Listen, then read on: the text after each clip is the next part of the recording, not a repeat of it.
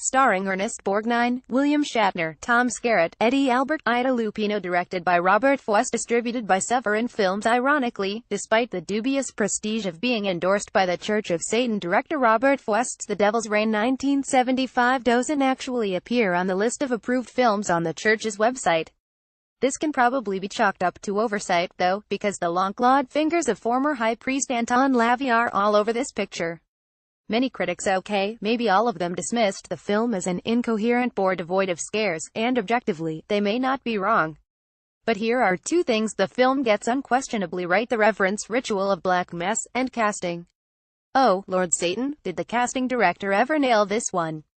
William Shatner, Tom Skerritt, Ida Lupino, Keenan Wynn, Eddie Albert, and the unequivocal magnetism of Ernest Borgnine, whom I can watch in any film at any time, no matter what it is about or who else it stars. These ingredients combined form a potent brew that overcomes any perceived problems with the narrative, because the real treat is watching a powerhouse troupe of actors deliver damnable dialogue and recreate rituals, all in an effort to set the Dark Lord of 70s camp. Centuries after betraying satanic priest Corbus Ernest Borgnine and stealing his tome of rituals, the Preston family continues to live under the curse he cast upon them so long ago. Late one night, Steve George Sawaya, patriarch of the family in modern day, stumbles home to his wife, Emma Ida Lupino, and son, Mark William Shatner. His eyes are black and his skin waxy after relaying information from Corbus, specifically that he wants his book back. Steve collapses to the ground and melts away in the rain. Mark, full of hubris and that wily Shatner edge, travels to a ghost town in the desert where Corbus and his followers are congregated. Unexpectedly, Corbus appears almost genial, striking up conversation with Mark and cheerily accepting his request to a battle of faith. As Mark enters the church, however, his choice proves foolish as Corbus' mind tricks are too powerful, leaving Mark panicked and reaching for a handgun. His faith shattered, Mark is easily overcome by Corbus' followers and brainwashed into submission. Tom Skerritt, Mark's older brother, learns of the family problems and heads off to do what his younger brother could not: stop Corbus. Accompanying Tom is his wife, Julie Joan Prather, who has psychic abilities she does not fully understand. Glimpses of future events come to her in dribs and drabs. The two are joined by Dr. Sam Richards, Eddie Albert, a leading psychic researcher. An investigation leads the three of them to Corbus Church, where Tom goes undercover as a disciple to witness a black mass ritual. During the event, Corbus transforms into a horned demon, akin to Satan himself, before turning Mark into another one of the eyeless horde who worship at his altar. Tom is spotted and barely escapes. Later, he and Dr. Richards unearth Corbus' book and learn that he derives his power from the souls of his congregation, trapped within an ornate urn housing the Devil's Rain. Armed with the knowledge of how to stop Corbus, Tom heads off into the desert for one last trip with Satan. This has been one of my favorite 70s chillers for years, and I can't recall a single time when weak scripting or muddled motivation even crossed my mind. This isn't a film you watch for the story, you watch it to see Borgnine going toe-a-toe with Shatner, to see a young Travolta attempt acting underneath a clumsy facial appliance, to see Eddie Albert confusingly ask what about that Devil's Rain, and to see absolutely the most incredible ending of any motion picture ever. No hyperbole there.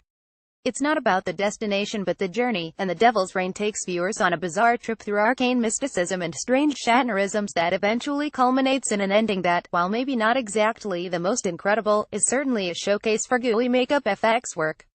And really, the opportunity to watch Ernest Borgnine spit hellfire and brimstone from beneath goat makeup is truly a cinematic treasure.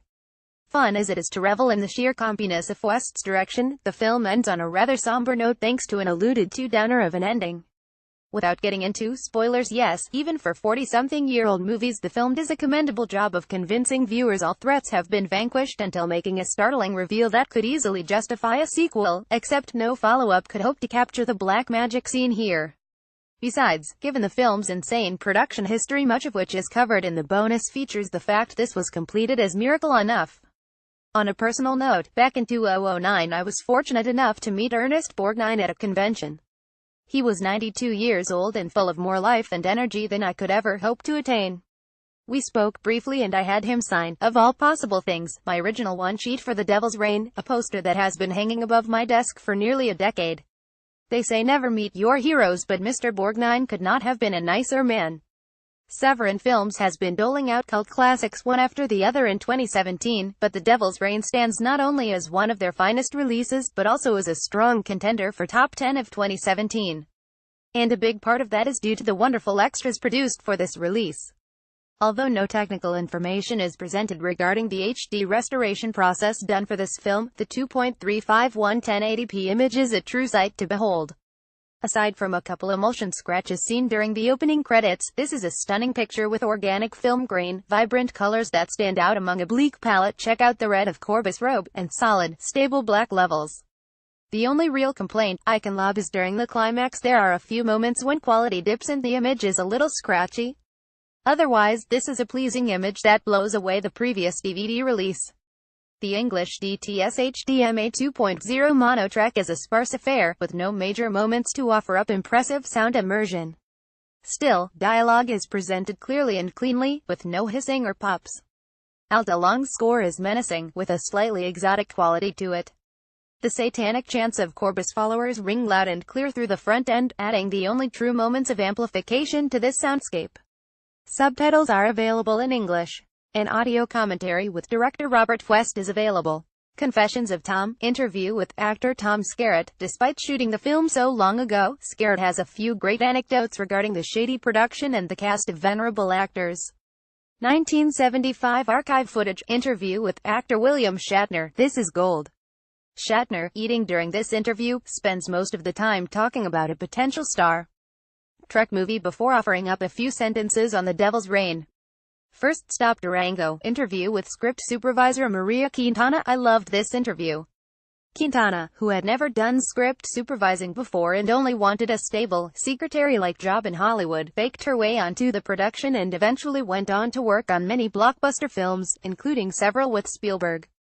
Consulting with the Devil, interview with the High Priestess of the Church of Satan. You know, Satanism is just as ridiculous as any other religion, and seeing two members of the church dressed like old goths is a reminder. Hail Satan, interview with Anton LaVey biographer Blanche Barton. Yes, even Barton comes off as ridiculous when trying to discuss LaVey's any sort of serious fashion. I just can't take these people seriously. Filmmaker collector Daniel Roebuck discusses The Devil's Reign. Strap on those rosette-tinted glasses and wax nostalgic as Roebuck painfully recounts his childhood trauma of going to see The Devil's Reign at a drive-in and learning the promised free gift was not what he had hoped. This is a touching and hilarious tale, and Roebuck should probably just be interviewed for every cult release because his enthusiasm and passion for the genre are palpable. On-set Polaroid gallery over radio spots, featuring snapshots is taken by Quintana. A theatrical trailer, 3 TV spots, and a poster still gallery are also included.